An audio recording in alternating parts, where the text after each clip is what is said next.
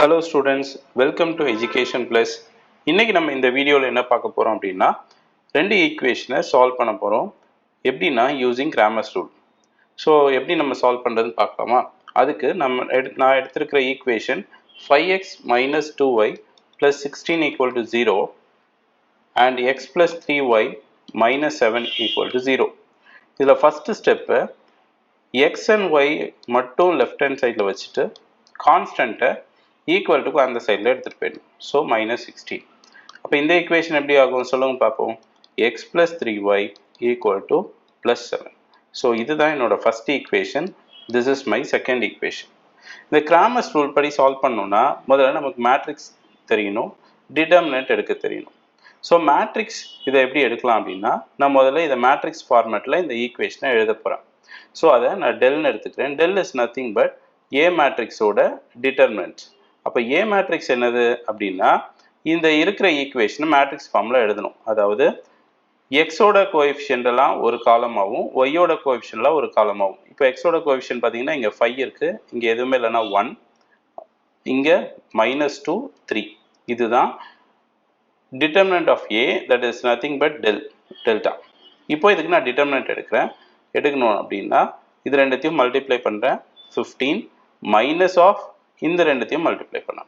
Diagonals இந்த matrix diagonal எலிமெண்ட்ஸை multiply பண்ணலாம். அப்போ 1 × -2 -2 15 minus minus plus 2 equal to 17.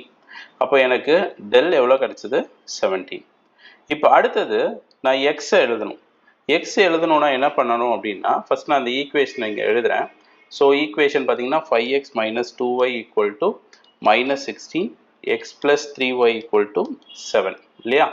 இப்போ நான் டெல் எழுதும்போது என்ன பண்ணேன், இது அப்படியே எழுதணும் இல்லையா, 1 3 இப்படி எழுதணும்.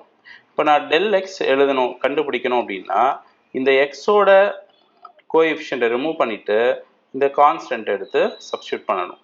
அப்போ இங்கே என்ன வரும்? -16 7 -2 3 ஒய் அப்படியே தான் இருக்கும். ஓகே, ஸோ அப்போது இப்போ நான் இப்படி எழுதும்போது இதே மாதிரி நான் டிட்டர்மினன்ட் எடுக்கிறேன். ஸோ என்ன கிடைக்கும் எனக்கு?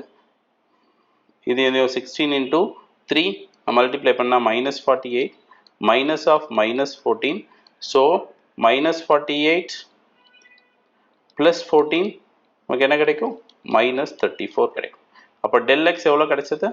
-34. அடுத்தது டெல் ஒய் கண்டுபிடிக்கணும் இல்லையா? ஸோ டெல் ஒய் கண்டுபிடிக்கும் போது என்ன பண்ணணும்? ரொம்ப சிம்பிள். இப்போ எக்ஸோட கோஎஃபிஷியன்ட்டை என்ன பண்ண போகிறோம்? அப்படியே தான் வச்சுட்டு இந்த ஒய்யை வந்து என்ன பண்ண போகிறேன்? நான் ரீப்ளேஸ் பண்ண போகிறேன். அப்போது எக்ஸோட கோஎஃபிஷியன்ட் ஆல்ரெடி என்ன இருக்கீங்க? 5 1 இருக்குது. ஸோ 5 1 இது டெல் ஒய். இப்போ ஒய்யோட கோஎஃபிஷியன்ட் -2 3க்கு பதிலாக எதை அனுப்பணும்? எதை நான் ரீப்ளேஸ் பண்ணணும்? -16 7. இப்போ சால்வ் பண்ணலாமா? 5 7s are 35 minus of -16. So I will get 35 plus 16. I will get 51. இப்போ நமக்கு என்னெல்லாம் கிடைச்சிருக்குன்னு பார்ப்போமா? டெல் வந்து 17 கிடைச்சது. டெல் எக்ஸ் நமக்கு என்ன கிடைச்சது? -34 கிடைச்சது. டெல் ஒய் நமக்கு 51. இதுலேருந்து எக்ஸ் ஒய் நம்ம சால்வ் பண்ணணும். எப்படி சால்வ் பண்ணலாம் அப்படின்னா x is nothing but del x by del. இப்போ டெல் எக்ஸ் என்ன? -34. டெல் எவ்வளோ? 17. சால்வ் பண்ணால் -2. y என்னது? del y by del. del y என்ன? 51 by 17 which is equal to 3.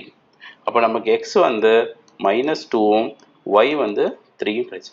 Check பண்ணி பார்க்கலாமா? Shall we take one equation? So I will take this x plus 3y equal to 7. x plus 3y equal to 7 கிடைக்கணும். Okay, சரி. x plus 3y 7 வருதான்னு பார்ப்போமா? x வந்து -2, 3 3s are 9. So -2 + 9 = 7 கிடைச்சிருச்சா? அப்போது நம்ம கண்டுபிடிச்ச ஆன்சர் வந்து கரெக்ட். ஓகே, இதில் இன்னொரு முக்கியமான விஷயம், இதை பண்ணணும் அப்படின்னா இந்த டிட்டர்மினன்ட் இருக்கு இல்லையா, டெல் வந்து நாட் ஈக்குவல் டு 0 இருந்தால் தான் இந்த கிராமர்ஸ் ரூலை யூஸ் பண்ண முடியும். ஏன் அப்படின்னா இங்கே ஒருவேளை 0 போட்டோம்னா இந்த டெல்டா இருக்கிறதுல 0 போட்டோன்னா நமக்கு anything by 0 it will become infinity ஆகிடும். ஸோ அதனால் இதோட ஒரே ஒரு கண்டிஷன் கிராமர்ஸ் ரூல் யூஸ் பண்ணோம்னா இந்த டிட்டர்மினன்ட் என்னவா இருக்கணும்? நாட் ஈக்குவல் டு 0வா இருக்கணும், இதுதான் கண்டிஷன். ஓகே, ஸோ இப்படி 2 ஈக்குவேஷன் வச்சு கிராமர்ஸ் ரூல். சார் இது 3 ஈக்குவேஷன் இருந்தால் பண்ணலாமா? கண்டிப்பாக பண்ணலாம். ஓகே, 3 ஈக்குவேஷன் இருந்தாலும் this Cramer's rule is applicable. Okay, thank you.